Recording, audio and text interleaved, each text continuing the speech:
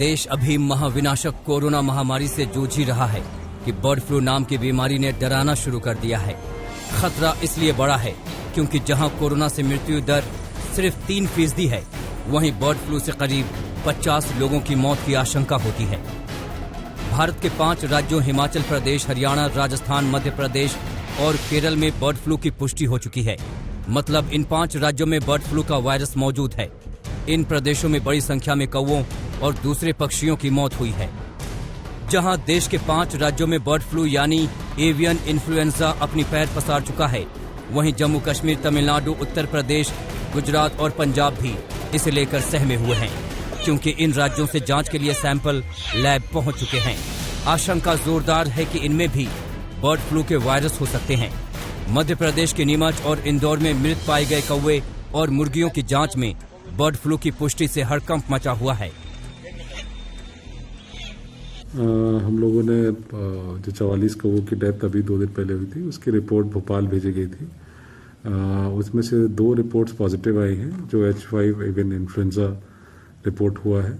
इसमें पशुपालन विभाग के साथ सलाह की गई और उनकी सलाह एवं निर्देश अनुसार इस पूरे जो सैंपल लॉट था, उस एरिया को पूरा कंटेन करने के लिए हम लोगों ने वहाँ की जितनी भी चिकन शॉप्स हैं वो तुरंत बंद करने का आदेश भी दे दिया है। हमने फैसला किया था कि दक्षिण के राज्य जहां से हमारे यहाँ मुर्गा मुर्गियां आते हैं, उनको हमने अभी 10 दिन के लिए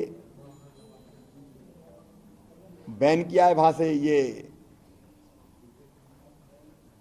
चिकन या मुर्गा मुर्गी ना आए। हम पूरी तरह से सावधान हैं। भारत के 5 राज्यों में बर्ड फ्लू की मौजूदगी के बाद देश के दूसरे राज्य भी अलर्ट पर हैं। उत्तर प्रदेश में योगी सरकार ने इसे लेकर एडवाइजरी जारी कर दी है। दिल्ली में केजरीवाल सरकार ने 11 लोगों की रैपिड रिस्पांस टीम का गठन किया है। झारखंड में भी कई जिलों में रैपिड रिस्पांस टीम बनाई गई है। हैदराबाद में ऐसी ही टीम को तैयार किया गया है।